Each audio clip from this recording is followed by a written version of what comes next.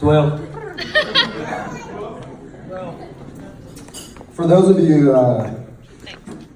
who don't know me, I'm a bit of a procrastinator, so I wrote this speech this morning sitting on the toilet. Before I get started, I would like to thank everyone who came here, coming to celebrate this wonderful occasion, especially ones that traveled so far to get here. We have people that came from California, people from Taiwan. Where's Uncle Scott? Uncle Scott, there we go.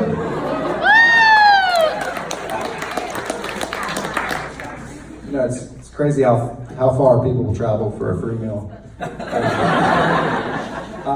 So there comes in a time in everyone's life when they meet their one true love, their soulmate, the person they're going to spend the rest of their life with.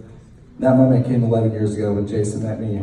So I should probably introduce myself at this point. My name is Ben, or Benjamin, whatever's easier. I'm Jason's best man. That's right. And all of those young stallions out there, part of Jason's army, you chose me. And for that, I couldn't be more honored. So, but I will be honest, I would have been salty if you hadn't asked me. I mean, I call him every morning before work. I call him on my lunch break. We talk before bedtime. It's true though.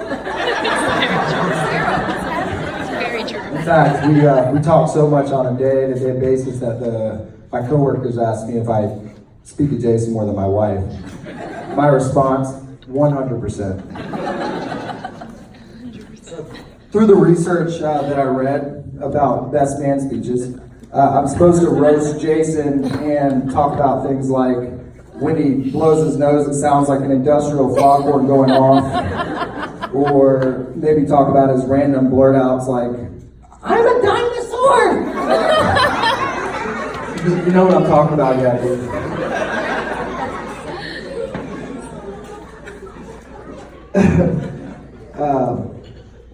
But anyway, I could have talked about how he spelled my last name wrong on my business cards after knowing me for 11 years.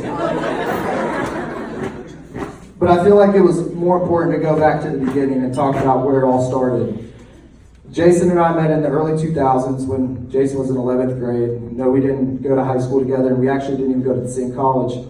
We were working at one of the most prestigious establishments in all of North Carolina, also known as Schlossky's Deli. It was a place where friends gathered to play, have fun, and eat tons of free food, even the customers, per Jason. Whether it was ham and salami fights or playing on the computers, fighting with screwdrivers and hot water, Ari, we always seem to have a great time. I think it has a lot to do with us being left-handed, but we quickly connected, bonded, and became the bestest of friends. We even started doing clothes swaps on a weekly basis and wore each other's clothes so much that we would forget who bought what. In fact, this shirt right here, I would like to return this shirt. 11 years later, this was the first shirt that I ever got from him. I'd like to trade it out for a Burberry. For the next decade, through what Jason and I called strategic partnerships or hookups, we would grow our friendship and support each other's lavish lifestyles with lobsters, crabs, fish, and the best top shelf liquor money could buy. We truly established a friendship that could be broken. Jason has not only been a coworker, but an outstanding friend, a brother, and even a roommate. And from just 11 years ago when we were taking sandwich orders for $7 an hour to today, we're now business partners running a successful CBD dispensary in downtown Raleigh, North Carolina.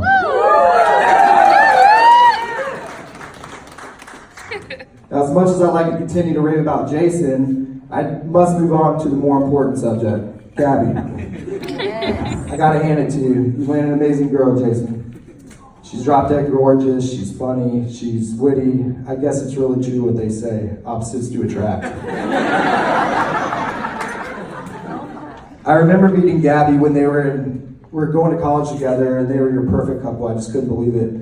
I couldn't believe that Jason was in a relationship, let alone, because it was his first real relationship since I had known him. That's when I knew there was something special. I always had a feeling that they were going to get married.